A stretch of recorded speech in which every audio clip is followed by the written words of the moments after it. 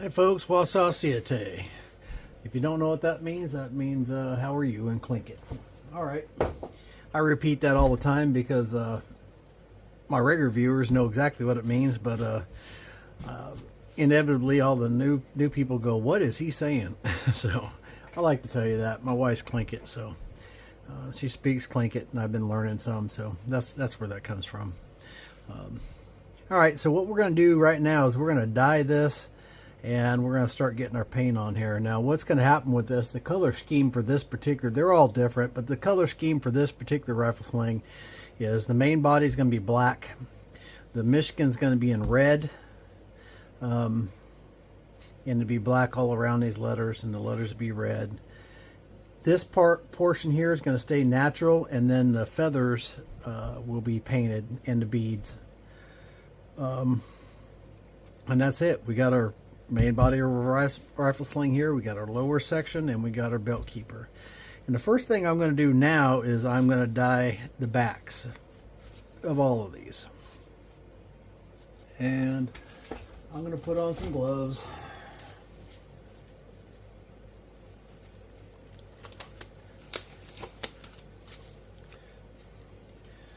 I've mentioned before, every time I go out and I start napping and I got my hands in front of everyone, everyone's like, yeah, hands are always filthy. Well, it's always dye and stain and all that kind of stuff on my hands, I guess. Alright, I got an old dauber here. I've probably been using this dauber for a year now. And anyways, we're going to dye this. Now I had it marked right here where our strap was going through, and so we won't have to do this center section here. And black always takes a couple of coats.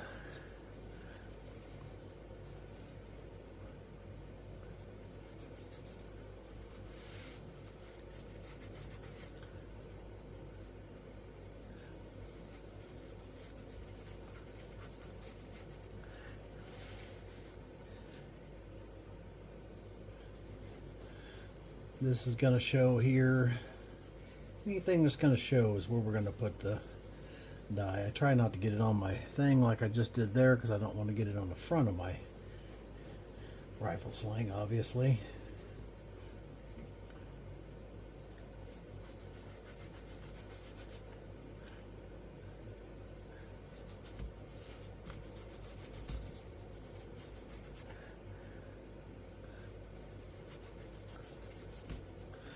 Okay, now I'm going to run some along the edge.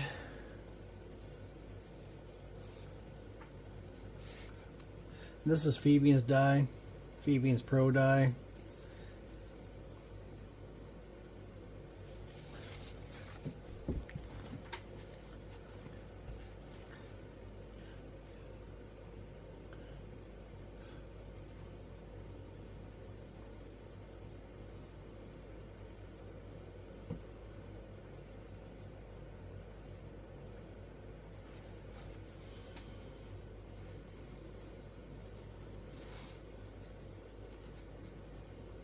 Okay, I'll set that aside for a second. We're going to come back to dyeing these. We'll put the initial black on this first, and then we'll come back to that. Okay.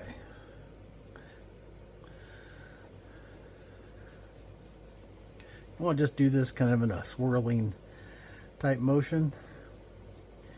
Now if we get a little bit of black up on our letters, that's going to be okay, because they're going to be painted, but we are going to try to avoid it if possible. I mean, of course it's possible, but sometimes I get in a hurry and get a little bit of dye on them. But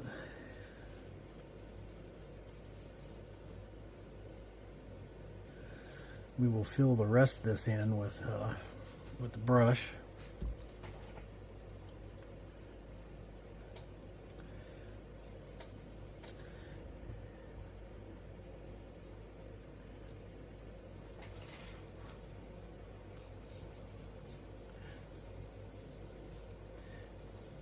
Okay, now we're going to go to a brush.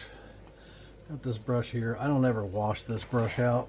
It's only used for black and that's all I use it for. And I'm just dipping out of one of these small containers. I just filled it up out of a gallon jug.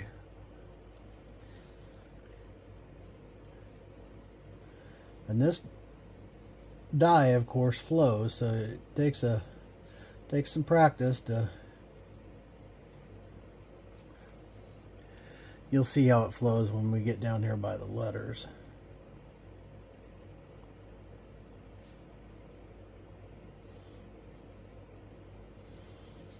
You just want to kind of rub it in there. All right. Flip it around and get this side.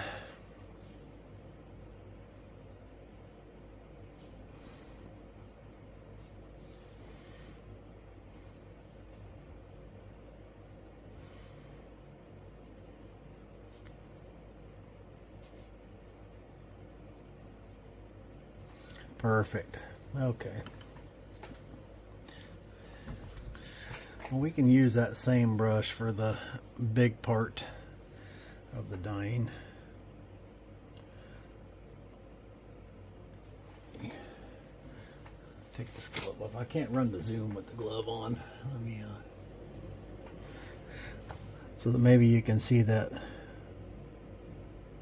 dye just kind of flow in there. But because we have our tooling, we created a little dam there. That's what I was talking about in episode 1. It creates a little dam.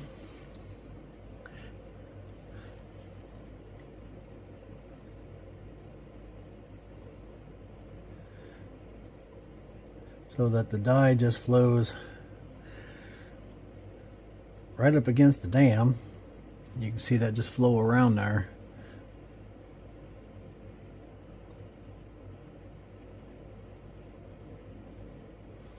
I'll have to get a little finer brush to be able to get into those spots. This isn't a very fine brush, just a wore out cheap old brush.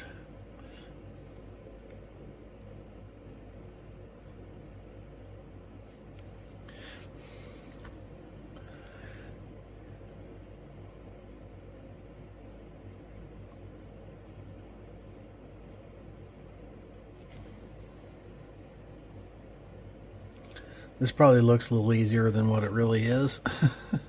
It takes some practice, so.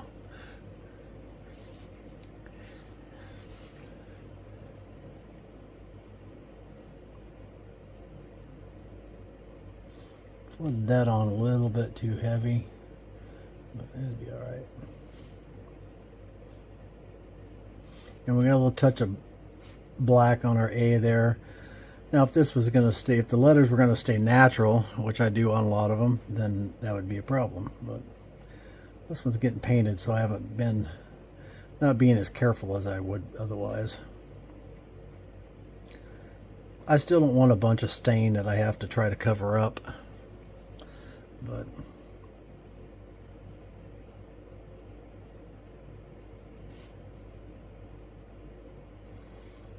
I'm going to be drying this in a hot box to try to speed things along.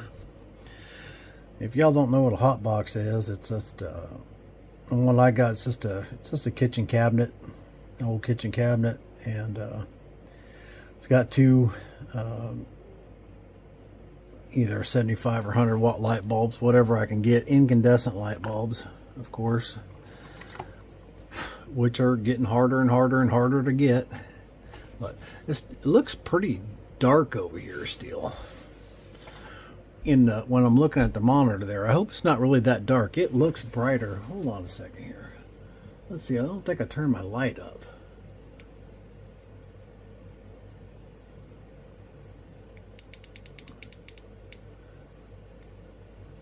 I don't know if that helped any or not. But anyways, I guess we'll find out when we review the. It may be changing the exposure because it's against this white background. I'm not sure, but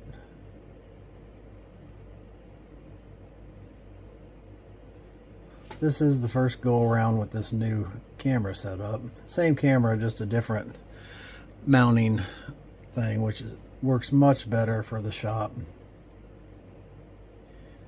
It'd probably work great for the flint knapping stuff too, but I'm going to set the other one up out there so that it's the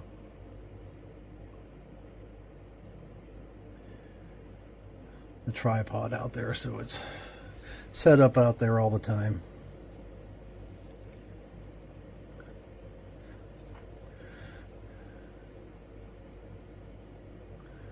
Or I may drag this out there just so I can try it and see how it works. We'll see.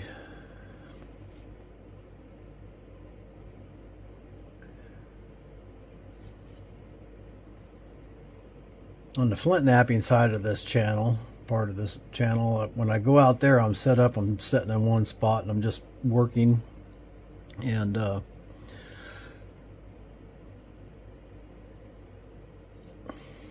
not moving around from station to station, so it's easier to set up.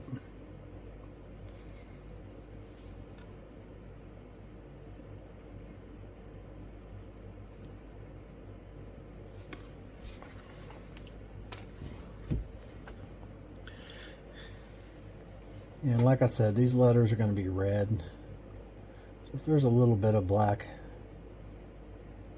up on the letters, it's okay. We'll be doing more rifle slings. I actually think we're going to be doing one tomorrow that is that will stay natural.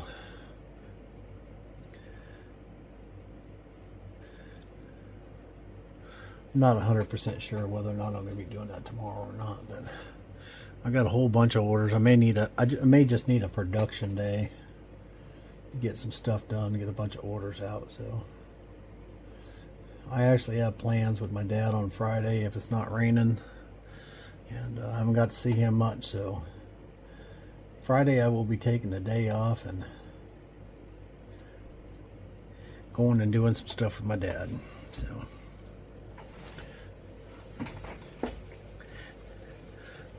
that's basically it for the dye.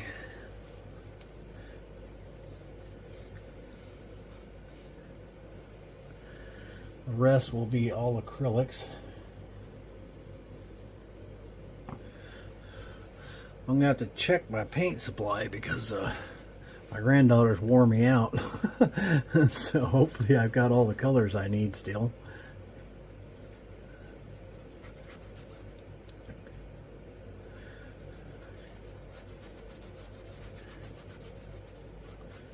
Okay, that looks good. I'm going to move this aside, and then we're going to dye our other pieces.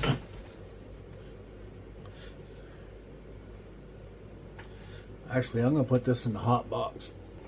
Okay, that's in the hot box. I'm going to clean this brush out some. I got dust everywhere. Just use some alcohol. These brushes I do clean out because I also use them for, I need another set of these I just use for dye, but I use these for paint also, so I do clean these ones out.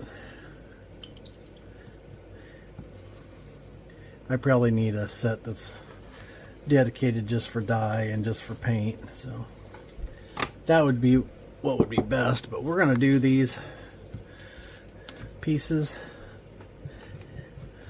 It's going to be exactly the same.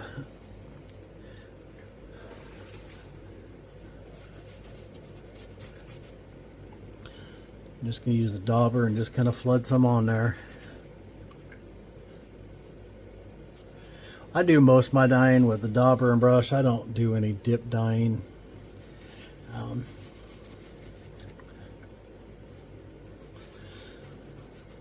Personally, I'm not a fan of that, but let's see, let's back you back out a little bit here. Woo, wrong direction. We don't need to be so close in for this.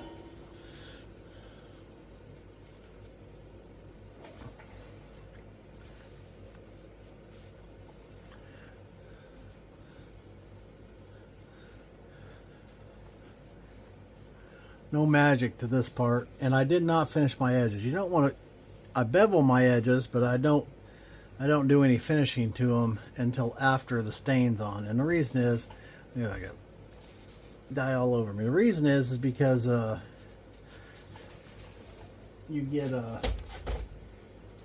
you get stuff on there that acts as a blocker, and then you got your stain blocked, which is a great thing if you're wanting to block your stain or use you know, but if you're not, that can ruin an entire project if you've got big glob of something on there that just won't let the stain penetrate, and you never can seem to quite get it off very well. So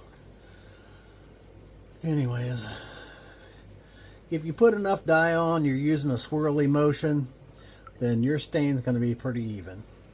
A lot of people struggle with dyeing with a dauber. It does take some practice, but you most certainly can do it. Now on a great big item, if at all possible, I like to use an airbrush, just because it's faster. And I could have airbrushed this. And the airbrush does take substantially less dye. So if you're dip dyeing, you're gonna burn through a lot of dye real quick. It just uses a lot. And dauber and brush would probably be your next one that uses the most. But the airbrush uses the least, and it also gives the most even coverage on large pieces. So we'll do a video on airbrushing. Okay, that's it for that, and I'm going to turn this thing off, and I'll bring you back when we're doing the painting. Okay, we're back. This really hasn't had much time to dry at all. It's not completely dry. We got a piece of canvas here, and as this dye dries, it outgasses, and it will leave a film on it, and that needs to be buffed away. And I'll do a little bit more of this as it dries, because it's going to continue to outgas.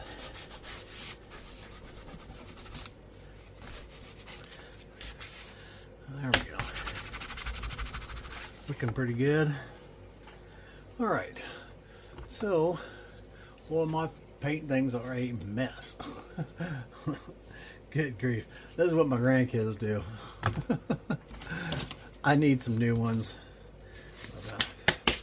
These will work, they're just not real. They didn't get cleaned out after the last little painting adventure the other day. That's alright. Okay. So we're going to paint, let's see, let's get some white going. I don't have a picture pulled up of this. Let me go print a picture real quick.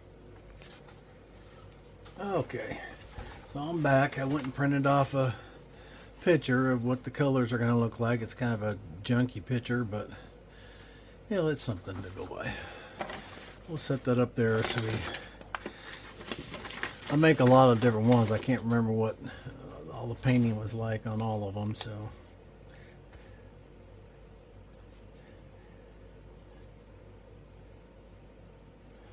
So this will require a couple of coats, at least 2, maybe more. I won't get this out because we're going to use very little of that. Okay. Well, I've got a bottle here. It's got a little bit of water in it. Oop, that might have been too much. Add a couple of drops to it. You don't want your paint too thick. This stuff's usually pretty thin, but it's drying out a little bit.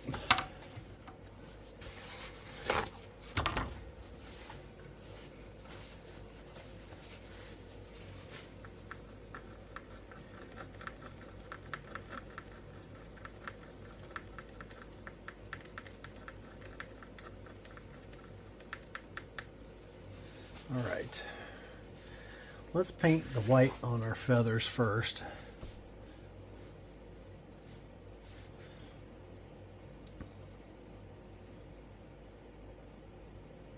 And you just want to do pretty light coats.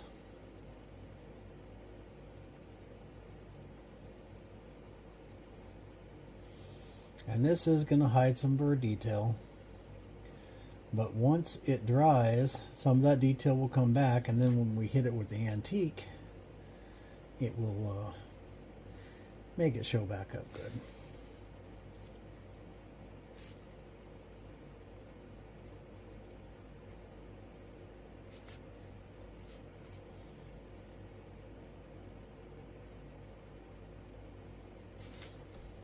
I'm probably not going to show all the multiple coats. Because they're all exactly the same. There's no reason in watching that twice.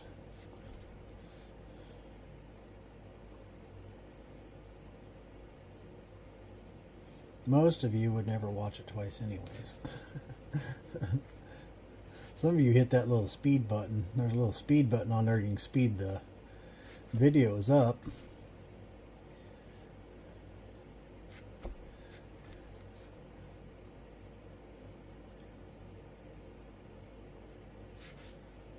So I guess some people speed watch them. I tried that, but then I couldn't hear what they were saying. I like to hear what people are saying.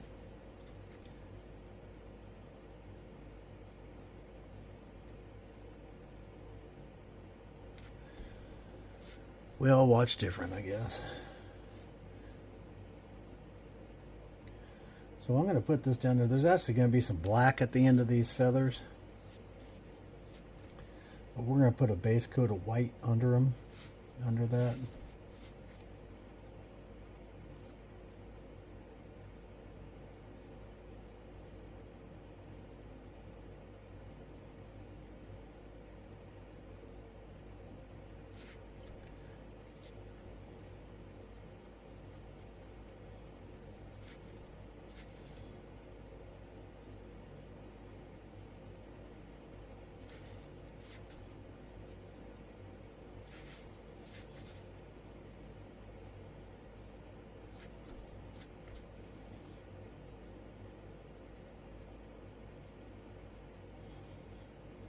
I used to watch Bob Ross when I was a kid. I used to love to watch him paint things, and just watching that guy is like watching magic.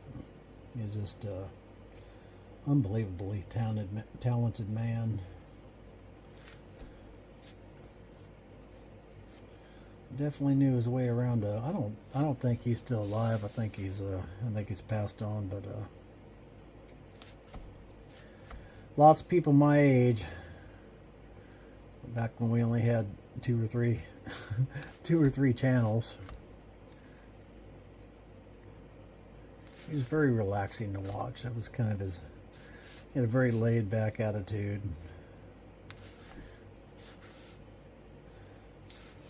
So if you're younger, you've never watched Bob Ross paint, I'm sure he's got there's some stuff on YouTube, and you should watch one of his videos.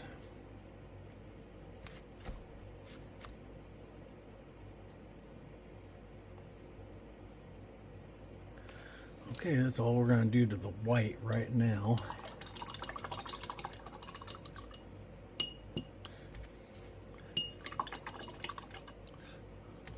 Let that get dried off some. And we're going to go to the red. And we may be able to bounce back and forth to do this. And if I do that, then this may be a 3-segment video. The first segment I looked, and I think it's an hour and a half long. So I like long format videos, but I know that most people don't. Most people got attention span for about 10 minutes. But if you're trying to learn this, you can't learn it in 10 minutes, and nobody can show you in 10 minutes. They can show you clips, little bitty pieces, parts and pieces, of course, but you're not getting a full-on lesson. I'm a visual learner, so that may be part of the reason why I need to thin that paint down some more. That red is still too thick by a lot.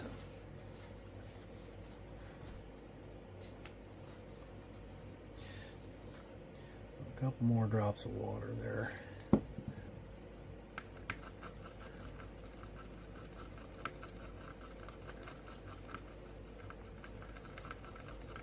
That's looking a little more right.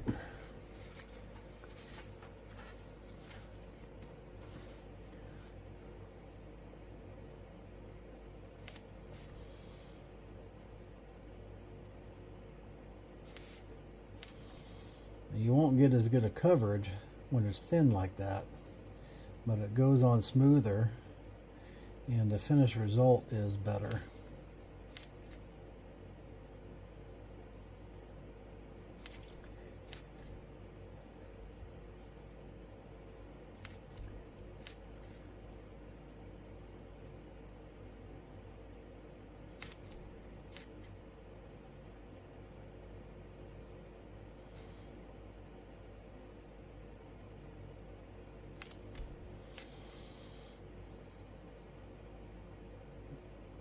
I got a knife to build for a customer. I actually, speaking of customers, I actually just got the phone with a customer. I took a little break in between here and returned. I can't return any messages when I'm recording, so in between I return customer messages and work on other projects.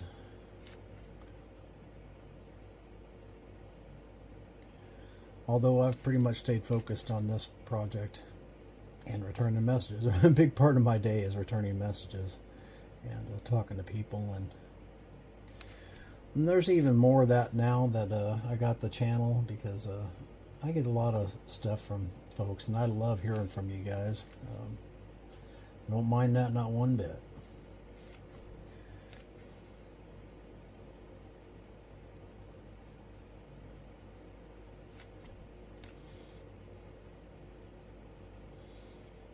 I still haven't settled on the sign off for the and when I'm flint napping, I always end it with keep napping, and that's kind of become when my viewers send me emails and stuff. A lot of them will sign off with keep napping, which is pretty cool. I'm actually going to have some t-shirts made, and mostly for myself. I might put a couple on the site in case someone wants one.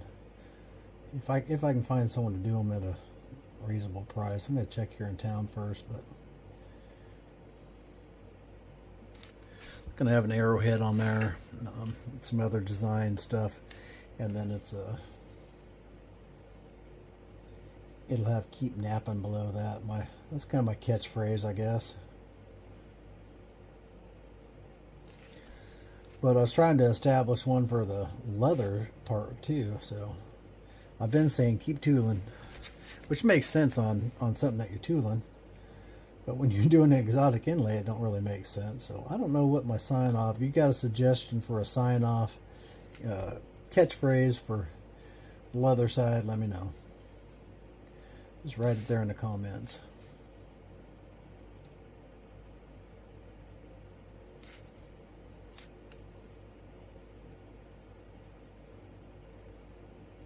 That's an idea for some to throw in on this channel to do for this channel, is to do when I got something like that, I throw it out there and then have you guys make suggestions, and whoever makes a suggestion that I decide to go with, send you something or something like that. That's an idea for in the future. I've mostly been doing flint napping videos, but I've been telling people that when we got to 1,000 viewers, we're going to do a giveaway, and we are doing that. I'm waiting. The thing is, though, it's not just, the channel's not just for flint nappers, right? So obviously it's for leather workers too, and that's going to be a big part of the channel. If you don't know, I've been full-time in leather work for 14 years now, and I just got a little bitty one-man shop, and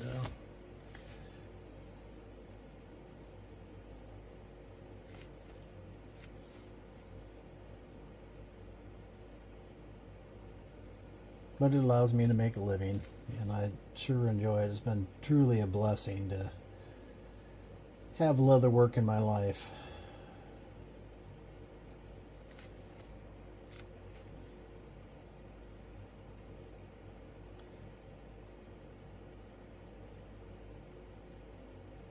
I've gotten a lot more satisfaction out of life now that I did construction my whole life, spent my whole career in construction, and my whole adult life. I started working with my dad when I was a kid, and I spent every weekend,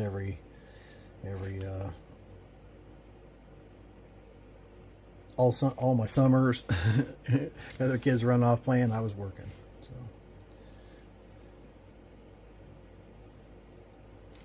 that was by choice. I've just always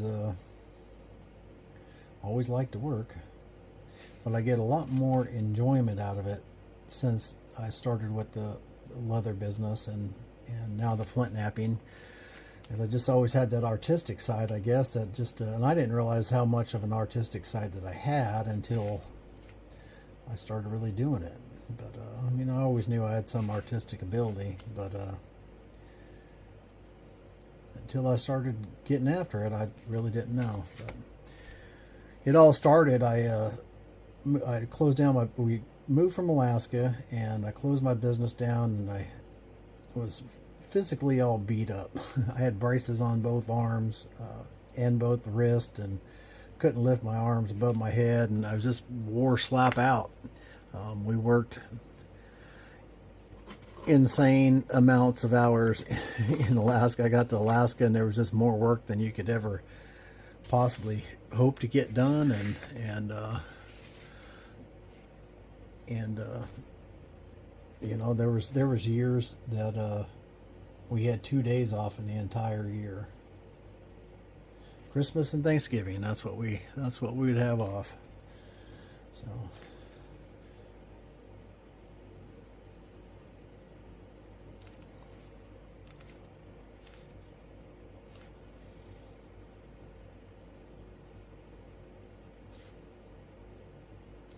now these leather pieces are going to stay that color, and they're going to bring those out, these pieces right here.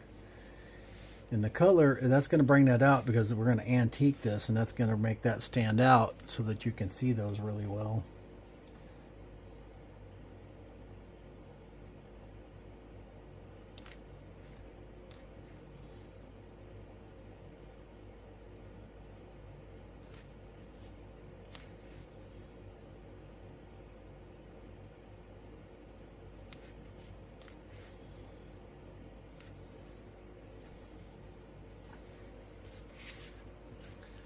Now, I like to flip this around this way because you get a little different view on it. And I got a little bit of red right there. Antique would cover that, but I can come back with some black paint too and just go over that where I goofed it up a bit.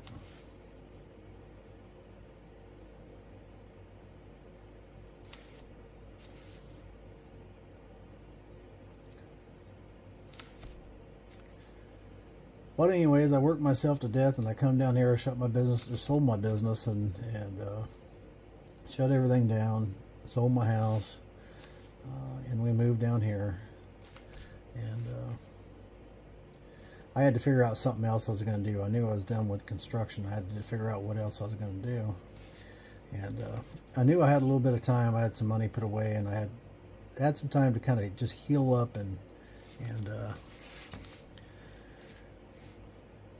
figure out what I was going to do with the rest of my life. And when we first bought this place, there was a lot to do, and a lot of fences to build, a lot of other stuff that had to be repaired, just things, you know. When you move across 4,000 miles and start a new life, there's a lot to get done. So anyways, sooner or later, though, you run out of fences to build, right? Then you're sitting at home bored to death, and I'm not a person that can just sit around. So I started thinking, well, what can I do here? What am I going to do to make a living? And I started playing around with building some knives. And I was selling some knives, goofing around with it. I don't know that I could have never probably been good enough at that. I don't know, maybe my heart wasn't in it or something, but I sold some knives about the, I don't know if I want to do this.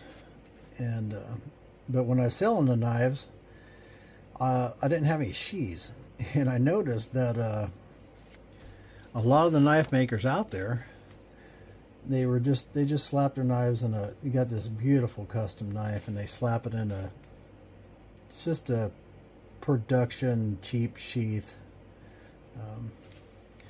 and send it out. And part of that is because they know that the customer's gonna probably get a custom sheath made for it and all that kind of stuff. But the main reason is because they don't know how to do leather work. So, and I wasn't, I had been around some leather work, I'd done some leather work, really minor stuff, but I basically, not much. But I remember watching my grandma do it, and watching my dad do it, and uncles, and back in the 70s, everyone had a Tandy toolkit at home. I mean, everyone did, and for tool and leather, and at least it seemed like everyone did. Everyone around us did, anyhow. Pretty popular back then, and they taught it in school and stuff like that. And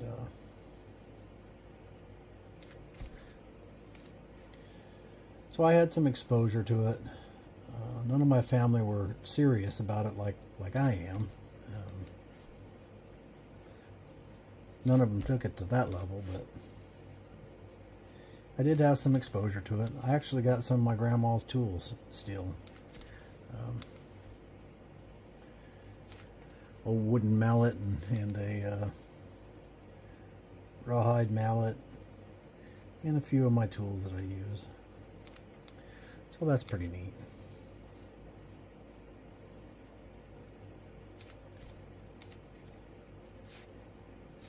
So we're already 37 minutes into this, so most likely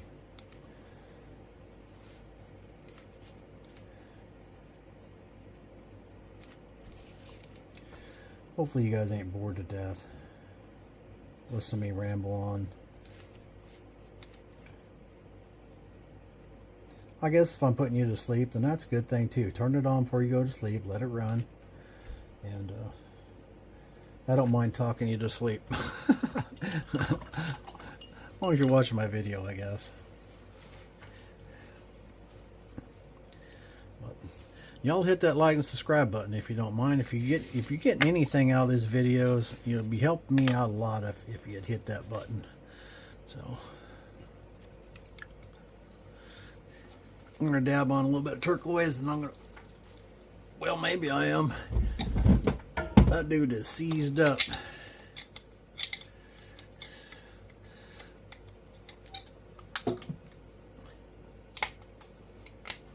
Alright. Getting things going back again. Like I said, I've been out of the shop. Well, heck, that's got a paintbrush on it. I forgot about that. Just getting things going back in the shop again, full time again, so.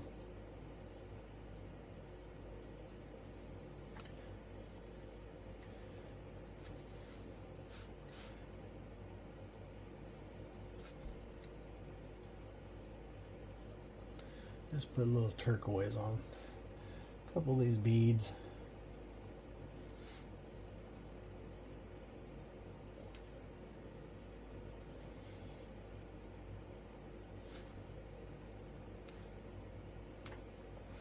Okay, we're going to let this dry, and then I'm going to come back and we'll be doing the next step. Okay, we're back. I got to piece these pieces together, and this has been in a hot box. It's not completely dry, but it's dry enough. I spilt my paint everywhere right after I turned the camera off. You guys missed all that. But I'm going to put a little bit of black on here.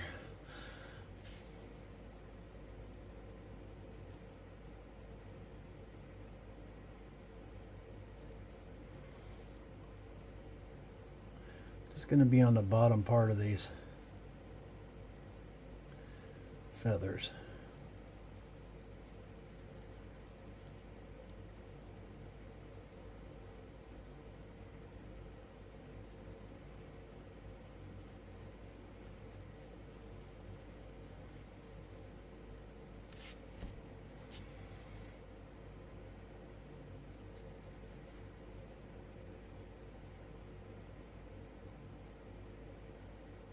Okay. Do some on this one.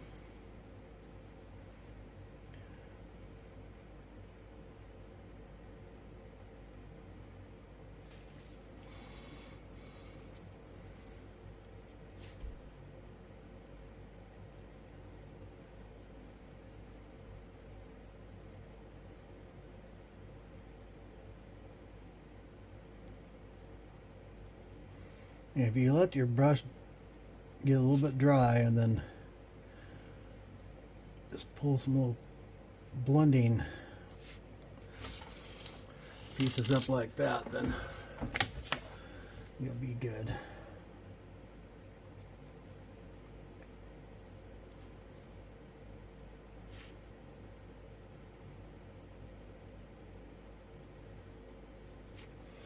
Alright, that's actually going to be it for the painting, and the antique will take care of the rest. So what we're going to do here is we are going to let this dry, and then I'm going to put some acrylic over this as a blocker, and that'll have to have a little bit of time to dry, and then we'll antique that portion.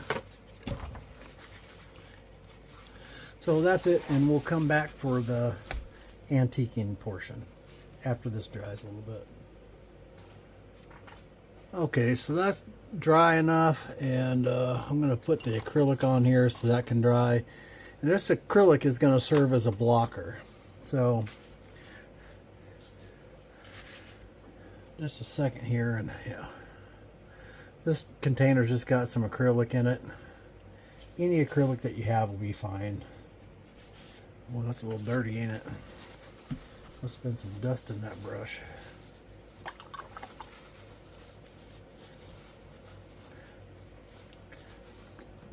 Alright. Yeah, we don't want to turn our white feathers.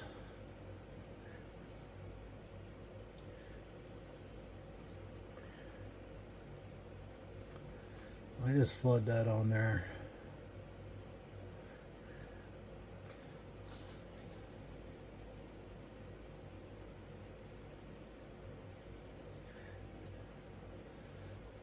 If you were to spray this with Sheen, it would just eat your white paint away. The other colors would probably be okay.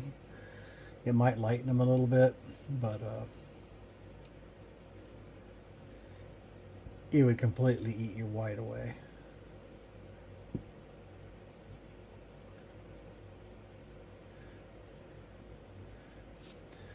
But acrylic's like acrylic, so.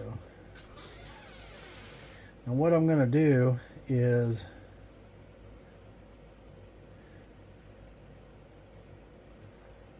I'm going to let this dry a little bit so it's not runny, and then because I can't lay it all the way down in the hot box, but then I'm going to put it in the hot box and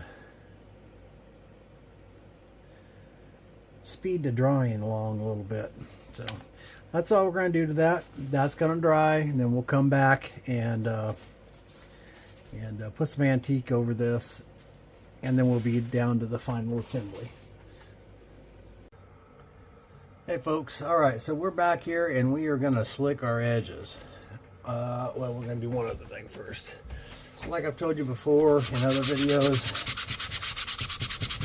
maybe on this one actually, the leather outgasses is completely dry now, and so we got to buff it one more time like that. Alright, now we're going to do our edges. And something that I didn't mention yesterday, I mentioned it in episode 1 when I was reviewing that last night. I just noticed it. But when you're going to be putting acrylic paints over your leather, you don't want to put anything on that before you do. You don't want to put put no oil. You don't want to put anything on it. You want it to stick as well as it possibly can, and it'll stay pretty doggone good as long as you don't have anything on your leather prior, other than, I mean, you could put like an acrylic sealer if you're going to put acrylic over it, but I'm not sure why you would want to do that, but you could.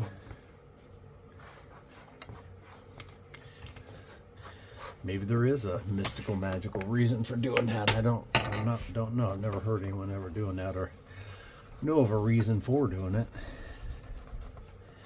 This is just water again. I think we showed him that in this video.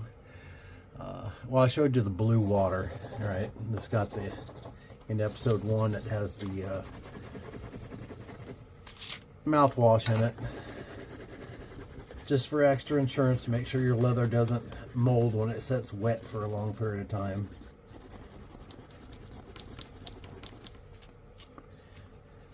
Like I said, that's only ever been a problem once, maybe twice. And that was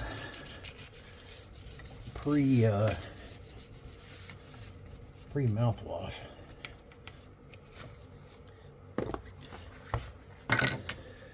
I used to just figure, well, that's just an extra step that I don't want to do if I don't have to, and I just didn't do it. And then, if I remember right, then something happened, and one of the projects molded.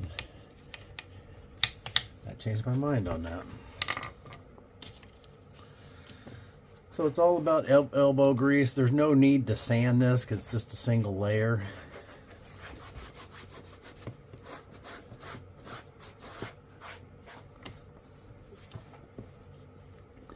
Not bringing 2 layers together. All you're doing is just the 1 layer.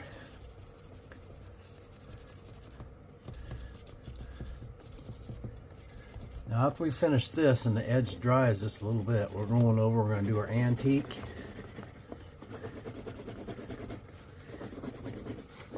And then our final assembly. We will cut our pad and stuff like that. I'll tell you something else that happened that happened just a bit ago is after episode 1, I figured out exactly where this camera needs to be for when I'm tooling to show you the best angle and not have me all bent out of shape. So the next tooling one should be much smoother, much bigger, or much better. Bigger, better, more better, more better. All right. Now this is just saddle soap, glycerin saddle soap. I prefer the Phoebe's brand. It just, something about it, it's got more glycerin in it, or I don't know what it is, but their formula seems to work the best.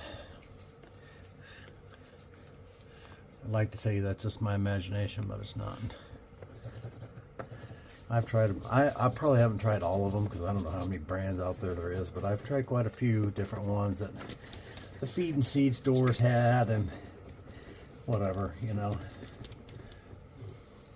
Most of the feed and seed stores, not so much Tractor Supply, they like to carry them cans, but a lot of the feed and seed stores will have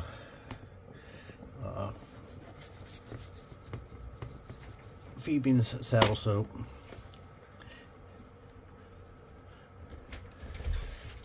And this creates a, hold on just 1 second. Okay, that was my wife. She's off today and she's all right, there we go. Our edges are slick as slick can be. One last step is just to remove any excess saddle soap, which there's very little on there anyways. Now, I just done this at my tooling bench. I don't normally do that, but I can clean this. Every time I start tooling a project, I clean this bench with just a paper towel and some rubbing alcohol, and I'll do that here. And but if you do this at the area where you tool, you'll get that saddle soap on here, and you want to make sure this is clean because that will get on your project when you're tooling, and then you'll have your die blocked before you go do your staining, and of course you don't want that, so don't make little mistakes like that. So I'll take you over, and next thing we'll be doing is the antique. Okay folks, we're over here at the antique table, and we're going to put some antique on this top. But I messed up a little bit. I got on a phone call and was just talking and doing things around here, I walked over here and I antiqued this thing without showing you guys. But so let's go over this. I sealed this like you guys seen with the acrylic, and then I'm going to use a this is a medium brown antique paste, and all you do is dip some out of here and just cover the area you want to do. I'll just put a little bit more on here, and then I just wipe it off light like this, you know, get the majority of it off. And I let that sit for a little while. And then after it's set for a little bit, then I'll come back with a piece of sheep wool. This one's pretty wore out, so we got a new piece of sheep wool here, and you just kind of scrub it after it sets for a while. If you remove too much, then just you know, add a little bit more. That could have set a little bit longer. It hadn't set up quite long enough, but trying to speed this along. But you guys get the idea. There's not much to antiquing. The biggest thing is just have it sealed good, and then you're good to go. All right, so the next thing we're going to do is we're going to be putting the backer on it. And I shot a little video that is just shaping the backing. That's probably going to release before this video, and that'll be a reference video that I'll put in the description and in the pinned comment at the top to reference you to how to shape this piece right here, and how we go about doing that. All right, so we're going to flip this thing over, and we can just do it right here right now, I guess. We finished our edges, and we have did our antiquing. Just going to kind of mark this where it needs to go so it's easier to lay down when I'm putting it on.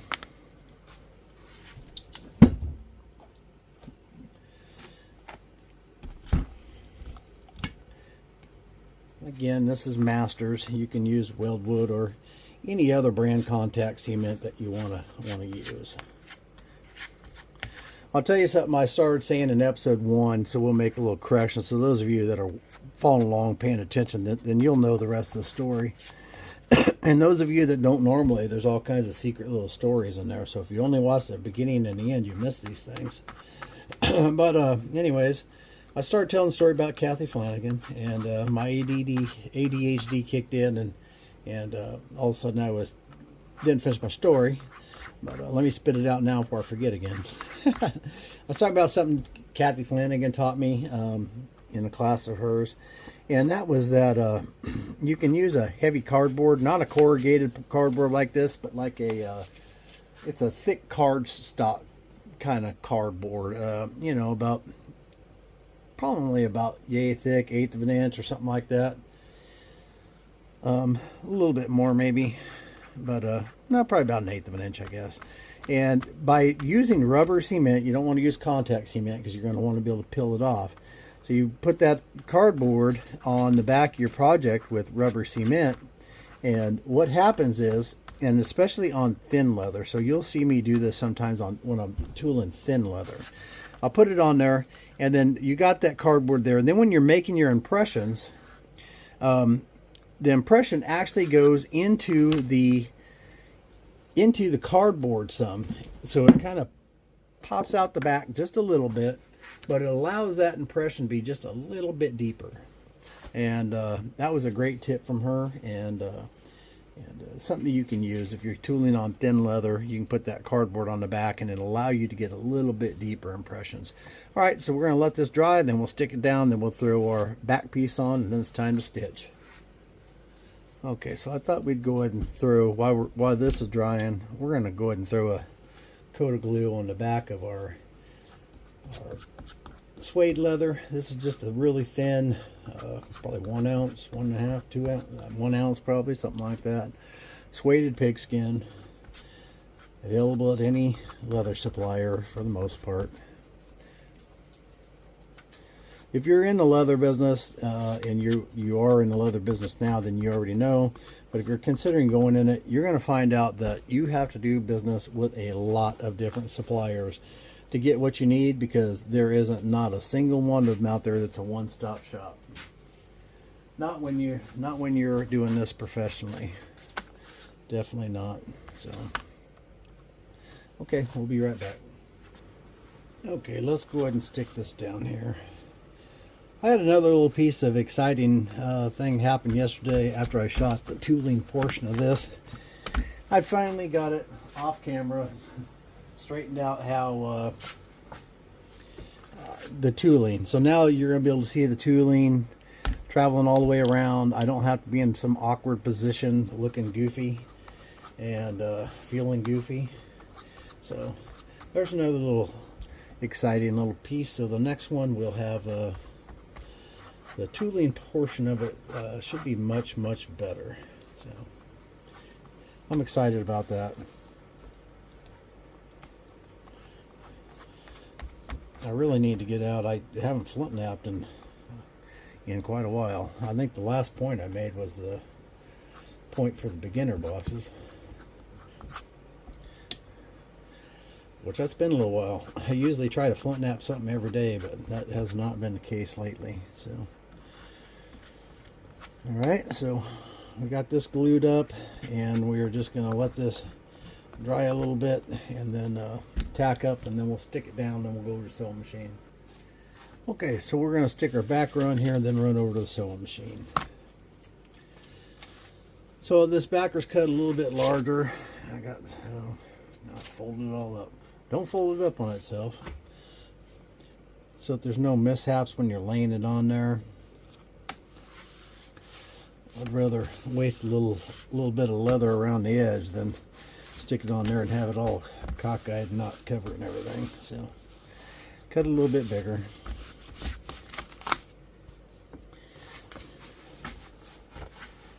And then we're going to just trim this off.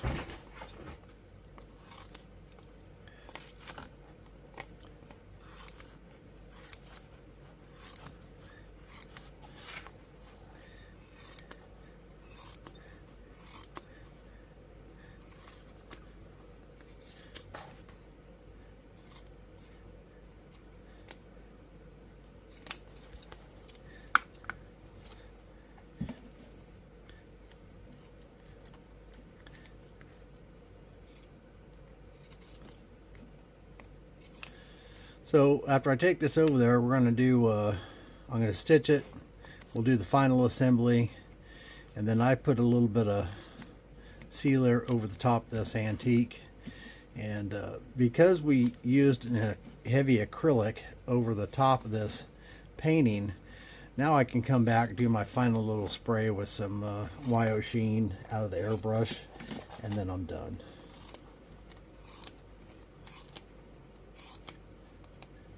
The reason I like doing it in that order is because a lot of times if you try to put acrylic, unless you spray it on over the top of this, then you can wipe it and rehydrate that antique and smear it. So take it over to the sewing machine. Alright, we're back at the sewing machine. We already have our black thread on. We're going to use a double pressure foot, and like I explained before, we are going to drop our stitch right here in that groove.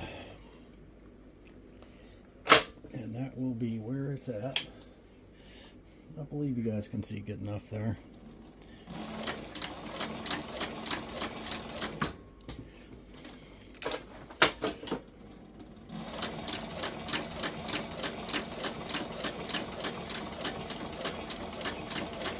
We're just going to run this stitch right around here, and then we'll go put her together.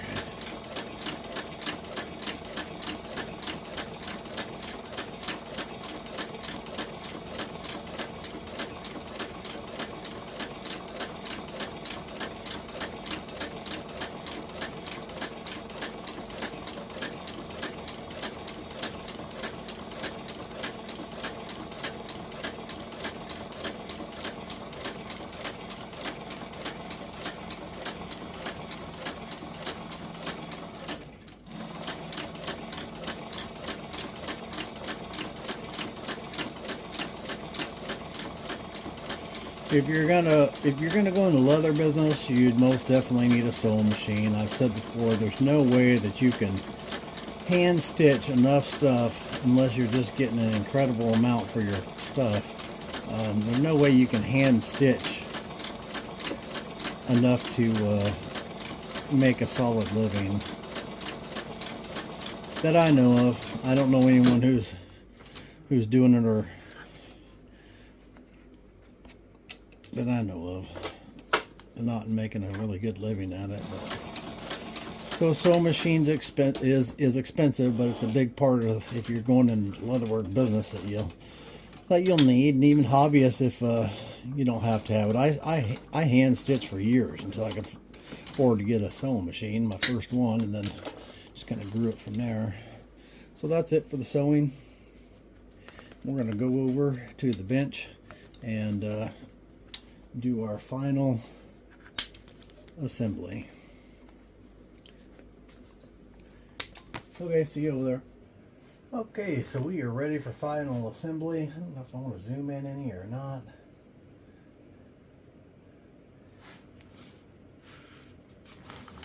I guess that'll be all right there. This was much easier to set up this time. I'm back over at the cutting bench, and it was much easier to set up. So I'm learning the different positions it has to be in to shoot. Every time I review it, then I can kind of see things, and you'd think I'd straighten all this out right before I start shooting videos. And the first thing we're going to do is punch some holes here.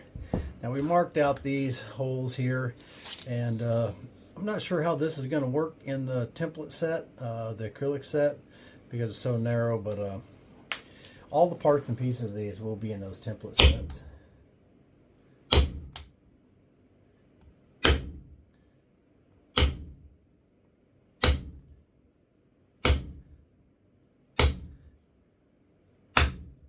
I also thought I would see just how this red cutting board looked.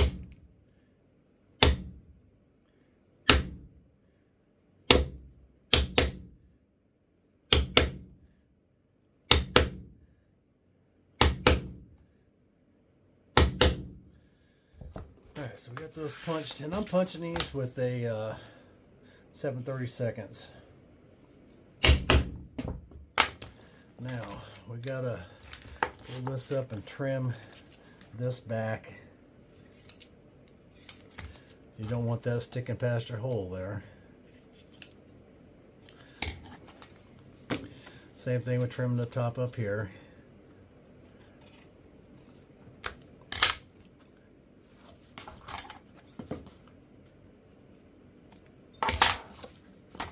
Alright. Now we have, let's see, where's our other piece? We got a piece of black buffalo here that I cut in a 1-inch strip. And this is going to make our thumb loop on the back.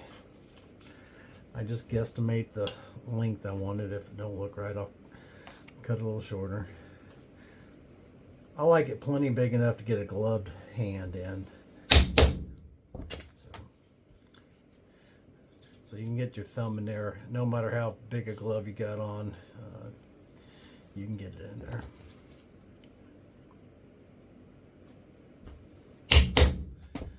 All right, we still need to burn these. I will be right back. Okay, I had to take a little break there and have a little bite to eat. I hadn't ate today, so.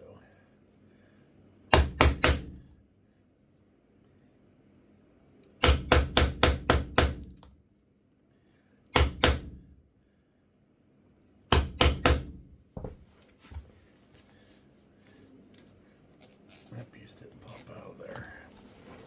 Hold on a minute.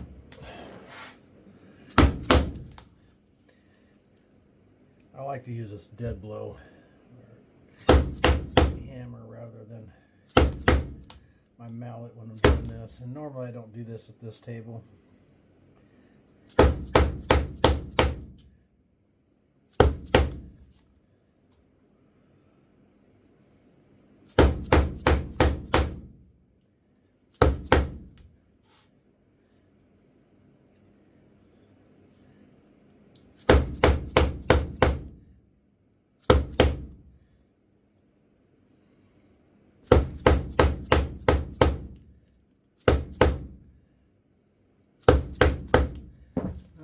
next thing we're going to do is we are going to put the strap, the 1-inch strap we cut for our thumb loop.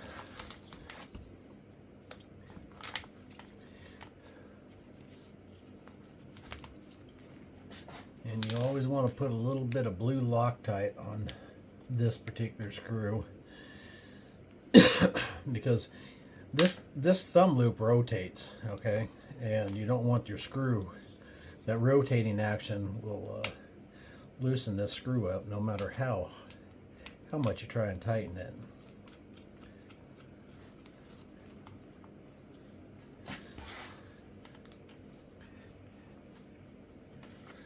Okay, we got that on there. Now we're going to start our strap. Actually, I didn't finish burning those, so okay. All right, so we got that burnt.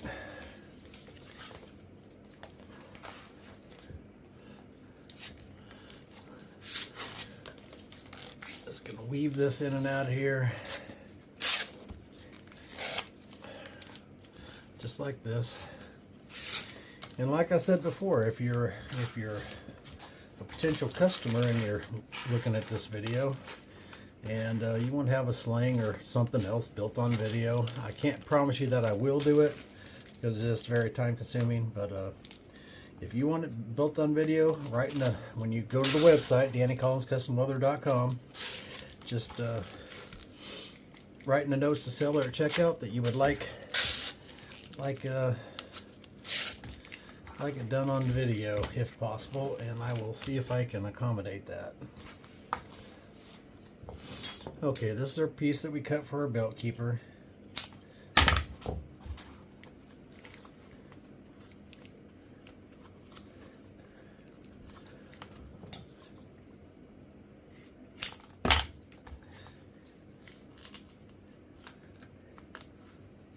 Want that just a little bit tighter. And the kit will come with one of these patterns for this belt keeper, also sized to for 8 to 9 ounce leather,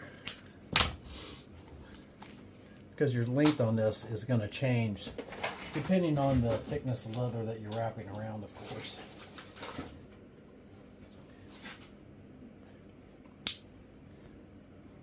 Let's see, I guess I had it on the smallest one, which is what I wanted. I don't use these rotary punches much anymore, but I do use them for this little operation right here.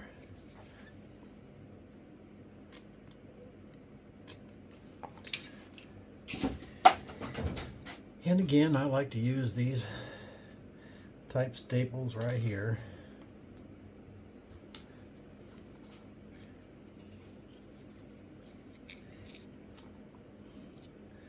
And the reason being, I think they look nicer than a standard staple or staple. And they obviously don't show on every project, but they will show on this project. So just one of the little details. All right, let's punch a hole up here. Again, this is our 7/32. This is one of Weaver Leather's punches. They are very nice punches.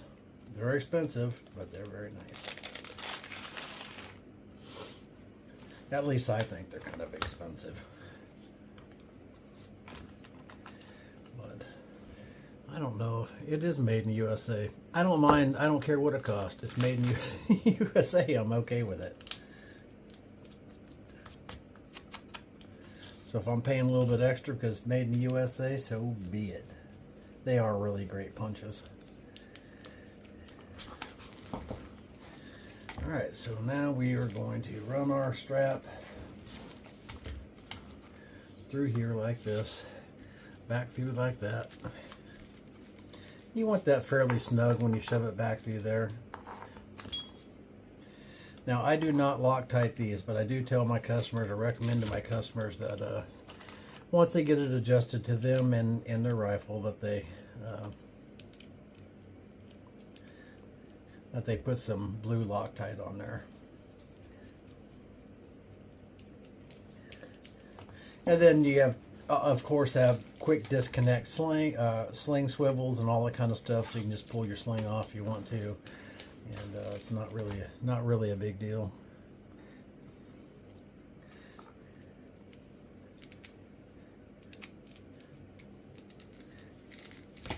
The final thing that I will do to this, and I am not going to show it. I have taped the camera outside and all that kind of stuff, but final thing I'm going to do, that's it, except for the final thing I'm going to do is I'm going to spray a coat of Sheen over the top of this, with the airbrush over the top of this right here. You can use acrylic or anything you want, but I'll go spray that and I'll come right back. Okay, this is still shiny and wet. I just came in, but that's our finished sling. I'm going to take some pictures of this thing for the thumbnail and piece all these pieces together, because it is a bunch of pieces. But that concludes our sling build. I hope you guys will consider, if you got anything out of this, please consider liking and subscribing. It really does help the channel, and I appreciate that. I'm doing the best I can to grow this thing, and if you could like and subscribe, comment, all that kind of good stuff, whatever you feel like doing, but definitely subscribe, and hit that notification bell so you get notifications when I release a new video. And I'm going to be doing an awful lot of leather work videos. I was doing all flint knapping, and now I'm doing all leather work, it seems like. But as soon as I get a chance, I will be back in the rock shop making some arrowheads, and doing some biface and some other stuff. So, all right, y'all, appreciate you watching, and we'll catch you on the next one. Keep tooling.